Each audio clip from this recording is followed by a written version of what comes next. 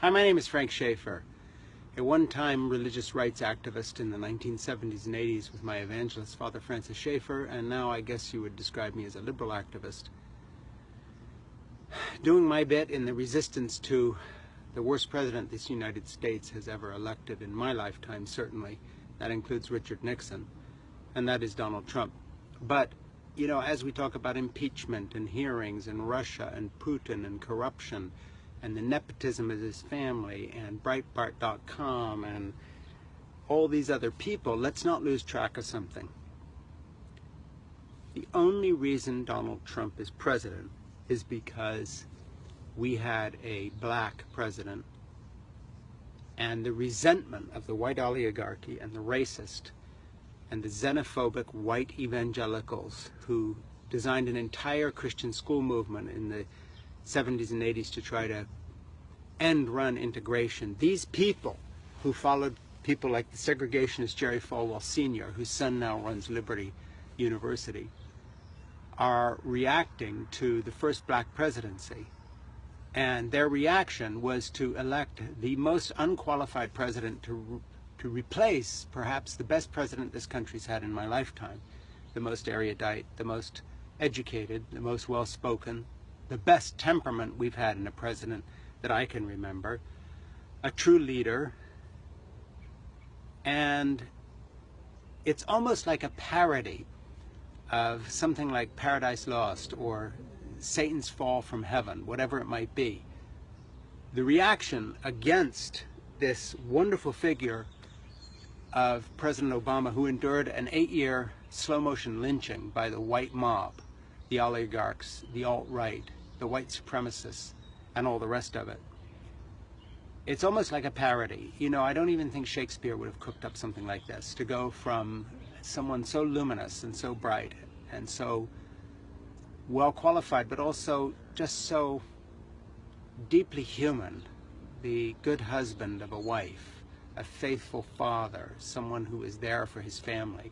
And instead we get this adulterous swine, this philanderer, this molester of woman, this person with criminal impulses who lies his way through life, this con man, this multiple bankrupt, this person who's opened this whole Pandora's box of a relationship with our sworn enemy in Russia, and the murderer, the mass murderer, and the assassin and killer Vladimir Putin, who kills his opponents, who jails them, who beats them.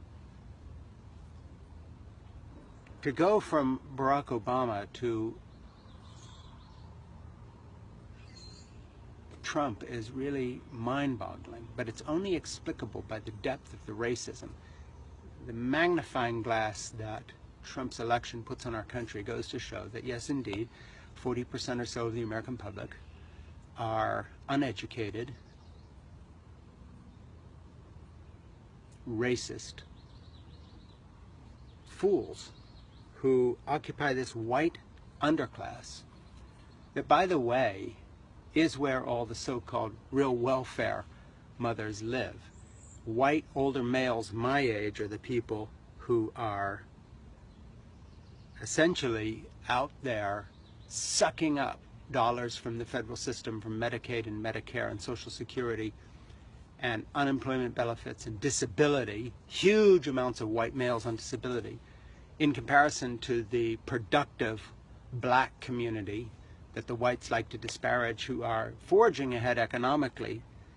And that in spite of the mass incarceration of the new Jim Crow, where male black men have been locked up on the dubious pretext of minor drug charges by the millions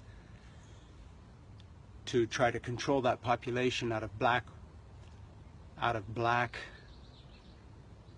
ascendancy into our culture. And so I just want to point out, you know, as we struggle, as we resist, let's remember the truth of the matter. The entire fiasco of Trump is made possible by the resentment of white fools, from the billionaire oligarchs and people like Jeff Sessions and Mike Pence, all the way down to the know-nothing twits flying Confederate flags on the back of their stupid pickup trucks, roaring up and down highways. This entire stupid movement, this fart in the wind, which will blow away and be replaced by a multicultural, decent, fair society that will look at this moment with mind-boggling propensity, saying, what on earth was this about? Just remember this. It is the reaction to a first black president. And otherwise, none of this is explicable, especially the fact that the Republican Party continues to go along with this mentally unstable, unfit fool. Can only be explained by the continuing reaction and obstruction that they cannot get out of the habit of. They're still obstructing the Obama presidency, even though Obama is no longer president. Go figure. Thank you. My name is Frank Schaefer.